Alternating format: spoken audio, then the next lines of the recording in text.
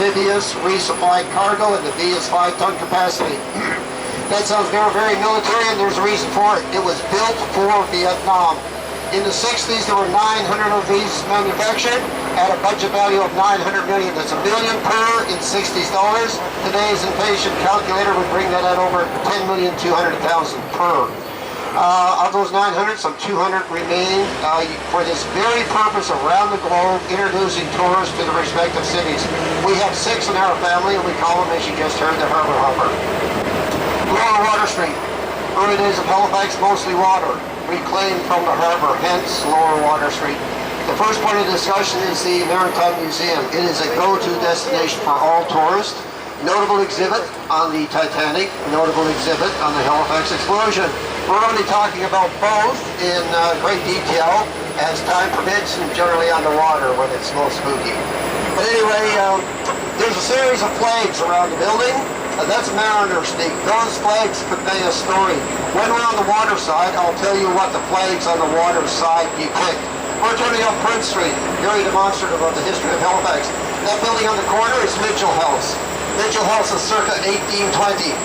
It's now a comic store. If you look at Mitchell House, you're going to get a good flavor of what Halifax looked like in the early 19th century. When we take the turn, the first building is McKelvey's, popular as a fish restaurant with the locals. First fire hall in Halifax. Those arched windows were arched doorways from whence were drawn the water wagons, horse-drawn water wagons, arched doorways. Then it's the old triangle, traditional Irish pub. We've got many. Why do I point this one out, other than being on the roof? It's a patio. Halifax is known as the patio capital of Canada. In the summer months, over 80 patios permeate the streets of Halifax. Roll out in the spring, generally roll back in the fall. That will be gone in several weeks' time. That's our legislature. I'll talk about it when we come back out of the water, come back downtown. Right now, I want to point out that statue. That's Joseph Howe. He has relevance to us all. Nova Scotia's most prominent politician. Premier, member of the first Canadian Parliament, Lieutenant Governor of the last 3 weeks of his life. That's usually a 5-year term. He died 3 weeks into his term. Relatively young man, 68. With all of his accomplishments, best known as the owner of the local newspaper, the Nova Scotian, bought it at the tender age of 23. As owner, editor, journalist, he wrote about corruption in the day, corruption in government, corruption in the police force. Hell of a time getting a lawyer. Couldn't get one because of the influence of those in charge that didn't need it. Gifted orator, stood on his feet for over 6 hours in defense of a free press. He won the trial. He was acquitted and became known as the father of the free press, Joseph Howe. Across is the Press Gang, one of our most popular restaurants. We shoot a lot of movies here. Whenever there's a movie being shot, you will see actors eating in the Press Gang. So what is a Press Gang? It's coming up on the left, sorry folks. A press gang is when ships came to harbor in the early days of sail, sailors went missing. Their decision, sometimes the decision of another, but there was always need for recruiting. The hierarchy of the ship would dress up in its finest, go on shore to recruit. Not a lot of luck a lot of times. One of their gimmicks was to put a coin in a canister outside a pub. If somebody with a few drinks in came out and took that coin for another drink, they automatically accepted the payment of the crown. They were then sailors. Grudgingly taken aboard ship, oftentimes unconscious going aboard the ship, but that's how that's the role of the press gang, to press locals into sailing service. Another story about the press gang, large circular wall inside. It looked not to be a supporting column, and it looked to have a door one time. They knocked in the door, and what did they find? It's now a little alcove with a table for two, quite romantic. The only thing in that hidden alcove, in that hidden circular wall, was a map of Oak Island. I don't know anything about the treasury being true, but that is a true story. So folks, that building on the right, St. Paul's, that is the oldest building in Halifax. I'll tell you a little bit about our history shortly. That was commissioned year 1 of Halifax, 1749, opened in 1750. Not only the oldest building in Halifax, but the oldest Protestant church in Canada. See this circular wall coming up? With that circular wall on the right, circular window, I can't have really studied this because my granddaughter is there. That is the largest piece of pearl gold taken from Oak Island. I told you the Oak Island map. This is the Oak Island connection. The largest piece of pearl gold taken from Oak Island.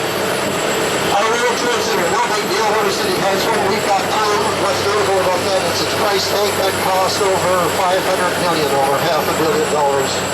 So folks, you're looking up the hill at the Citadel. The Citadel is one of Canada's most frequently visited national historic sites. Right out there with Parliament buildings in Ottawa. I'll tell you a little bit about the Citadel, but first I want to point out that clock. Have a look at the old town clock. That's the iconic face of Halifax, and I want you to focus in on the face of it as we come closer to it. But back to the Citadel. This Citadel was completed in 1856, took 28 years to construct. It is the fourth fort on that site. The first three were made of wood, did not withstand the elements, did not withstand fire.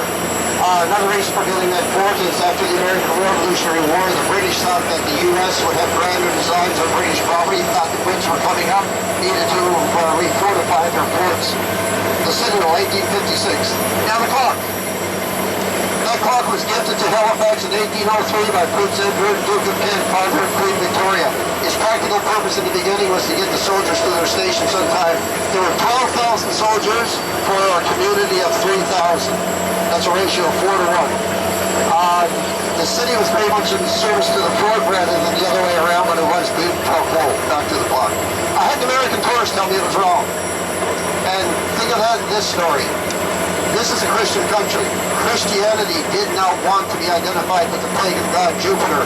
The symbol for Jupiter was IU. The Roman numeral for 4 is IV. Look at the sequence of Roman numerals and see the Roman numeral for 4. It's not IV, which too closely resembled paganism. It was the 4 eyes. If you had an analog watch which reads in Roman numerals, it would be the same. With a watch, it's more so for precision timing. The 4 eyes are better counterbalance to the weight of the 8 on the opposite side of the clock, the Roman numeral for 8. The old town clock. It was close to tell that American that technically he is right, but practically he is wrong. So the fort that's coming up now is the main entrance. There is a guard at the main entrance, the 78th Highlander, that is his formal attire. There is daily routine attire as well, but in formal functions, that is what the 78th Highlander would wear. There is a changing of the guard every hour on the hour. If you go inside a beautiful interactive Army museum, you learn history about the noonday cannon, how to shoot a musket and that sort of thing. A wonderful walk through history. Just look at that moat. There's a 30-foot dry moat surrounding that fort. And if you were to look up from below, you would see a sodded roof. That's a roof of buildings inside. You would think to achieve success in attacking the fort, you would achieve the summit. You'd be wrong. You wouldn't know about that dry moat. If you were to survive the fall, you're not likely to survive the muskets protruding through the inner slats of the inner wall. Also, too, this is true. This is where the saying, we've all heard of a last-ditch effort. If you were to survive the fall and are still willing to fight, you're getting at your last-ditch effort. If you looked at that from an aerial view, it's got 8 rigid points. That's a bastion. That's to deflect or ricochet cannonball flat fire rather than flat-based penetration. So, folks, you can have a good view of the comments from here to the right. Our comments were first campgrounds for the 70th Highland Soldiers, then pasture land, grazing land for cattle. Today, recreational sports use for the citizens of Halifax. Everything was free. Tennis courts, basketball courts, pickleball courts, several baseball fields, even a cricket pitch. John Bow conducted mass there. Ideal for outdoor concerts. The Rolling Stones played there. Sir Paul McCartney, Black Eyed Peas, Kanye West, and others. That's our hospital district in the offing here. We are the regional hospital center for the Maritimes. Several hospitals, Children's, Veterans Memorial, and so on. What we don't have is a wonderful grand hospital that should have started 2 years ago. Delayed because of the pressure points in the construction industry. This is one of Canada's fastest growing cities and has been for quite some while. Our construction industry is chock-a-block. Major capital projects are being delayed. Finally started this spring, phase 1, $254 million. When it's all done in several years, it will be $3 billion, in the vicinity of $3 billion. So, this is an imperial fortress, one of only 4 ever designated by Britain as an imperial fortress. The other on this side is Bermuda, on the other side Gibraltar and Malta, and when they aligned with the UK, that's a rectangle, and that signified Britain's supremacy of the oceans, the Mediterranean, and the Caribbean. The Imperial Fortress, Canada's most frequently visited national historic site. Those masts, those masts tell an interesting story. Those are communication towers. Counterintuitively, the larger of the two was for commerce. It would fly flags. Those flags would designate what ship was in, what port it was at. Local merchants knew where to go to get their products. The smaller of the two, now I say counterintuitively, the smaller of the two was for military. It communicated to a fort on George's Island and a series of redoubts out through the harbor. It had a series of balls, different dimensions, not very many. Those balls were like visual Morse code. They would align to convey a message. They say some 500 standard messages. So different dimension balls, you know, Morse code, dot, dot, dot, dot, dot, dot. A couple of interesting stories. If you do the tour, you'll learn that soldiers were only paid 12 pence a year. Immediately clawed back 4.5 pence for room and board, and then had to pay for anything and everything incidental themselves. A simple example, issued 2 pair of socks. They got a hole in a pair of socks. They had to buy the third themselves after being punished. So